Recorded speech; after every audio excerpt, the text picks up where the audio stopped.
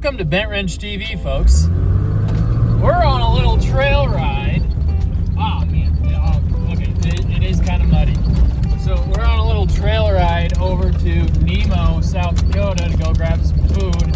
There's a trail that goes from our house over to Nemo. And it's raining today, and it's going to rain all week, so this trail's just going to be muddy. Okay, so we made it over to Nemo. We weren't very far when we started recording. The Jeep is nice and muddy. We are not muddy, which is always a good thing, but it's nice and covered. And I ran out of washer fluid, so now I just gotta wait for when I hit puddles. Anyhow, we'll go get food and then we're gonna bomb that trail back home. Gotta hit the doorknob. Okay, done with dinner. If you ever happen to stop by Piedmont, that's where I live. If you ever happen to stop in Nemo, South Dakota, hit up the Nemo restaurant. It's called the Brandon Iron Nemo restaurant. It's at 4T Guest Ranch. Pretty good food, pretty good burger. Bailey said the Alfredo is pretty good. So now, we're gonna see if we can find something to clean the windows a little bit and head that way back to Piedmont.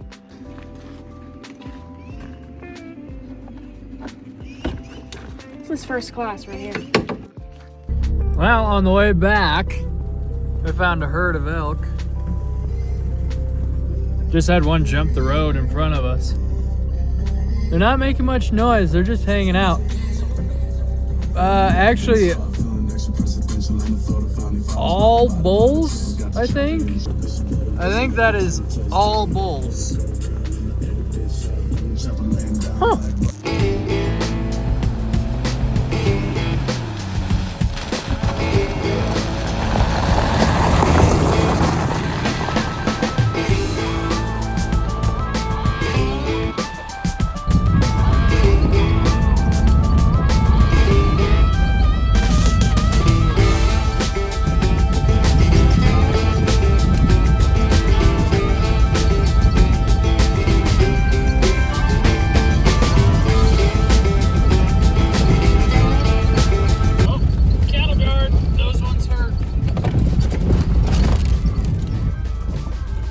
So we're like almost back to our house. We're like a couple miles away, maybe like a mile of trail left, and then a couple miles through town. And we're getting through the rocky section.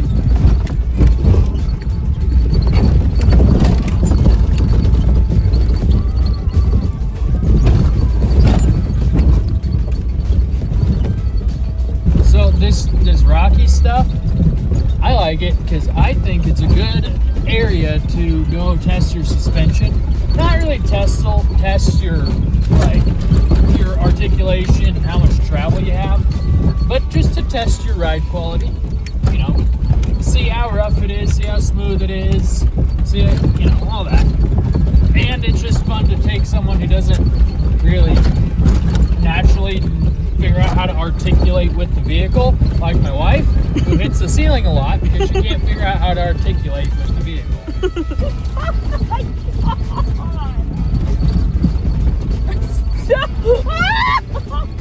Hey. Focus on driving! Stop! You're not even paying attention.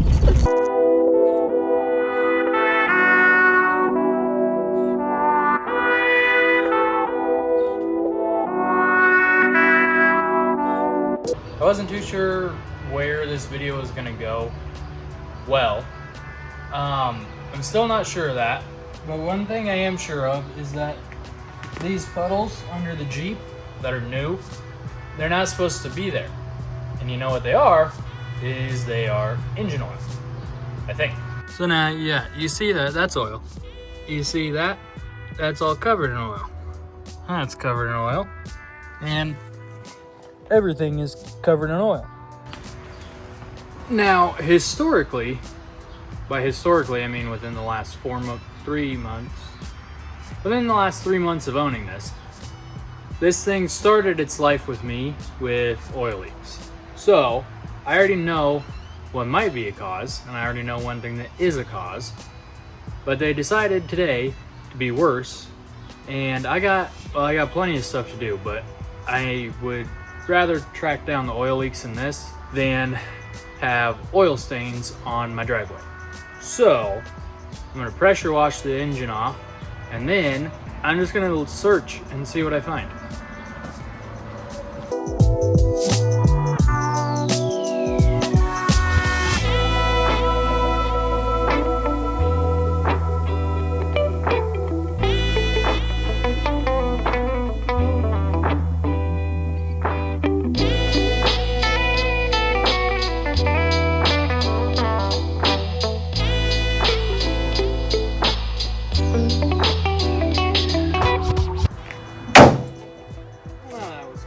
Wasn't it?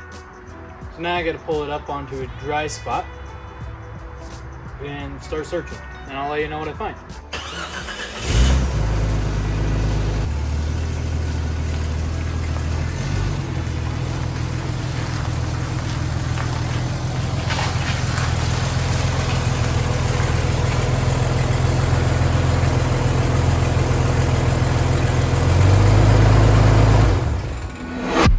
Surprisingly enough, I just spent a fair bit of time searching this thing over, and I didn't find anything leaking during my search.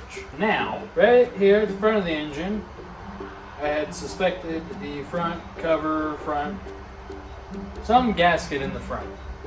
I don't know if there's a front cover on these. I didn't look close enough, and I don't really care. I suspected a gasket in the front. Valve cover, I kind of know that's probably leaking, but it's not doing it right now. That side of the engine, not seeing anything. Oil filter's right there.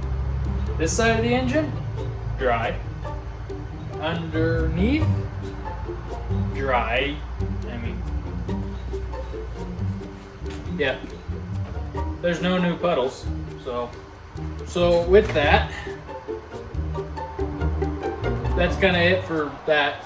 So let's just switch gears again. So the switching gears, don't have any parts to do any other projects on the Jeep. I did fix one thing. There's a switch that controls the modes of the transmission, comfort or power. That was broken.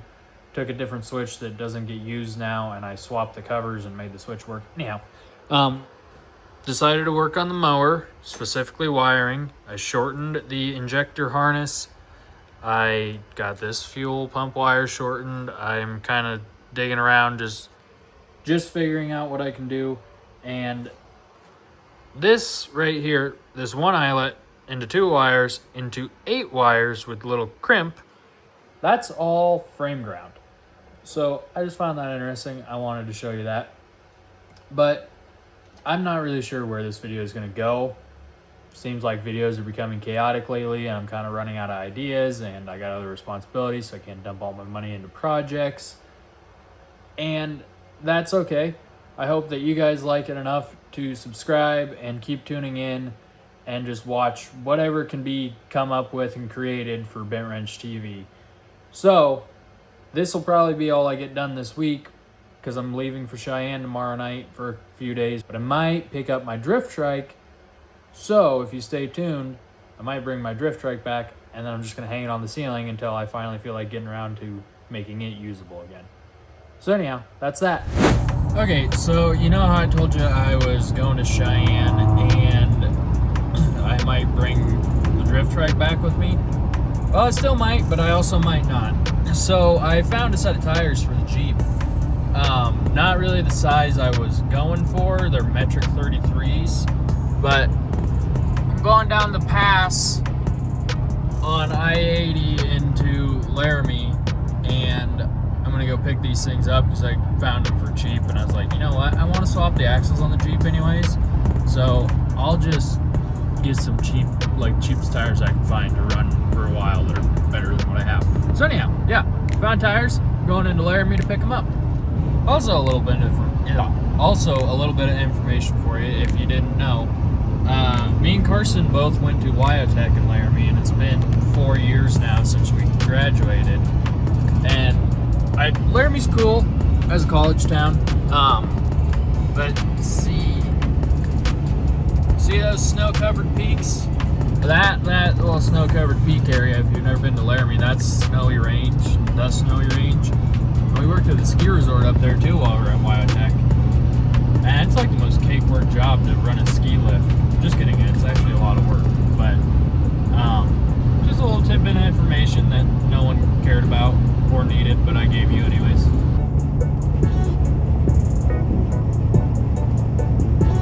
Well, I got my tires picked up, but someone's not having a good day. Oh, we got the wrecker out or something. Not really sure what's going on. But anyhow, yeah, I got my tires picked up. When I get back to Cheyenne, I'll show you what they are.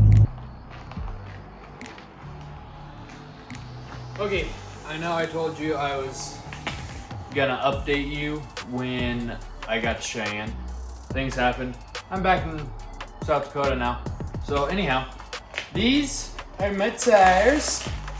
I got some Yokohamas. I've never owned Yokohamas. They're Geolandar MTs. I think they're older. They don't feel as soft as, well, I know.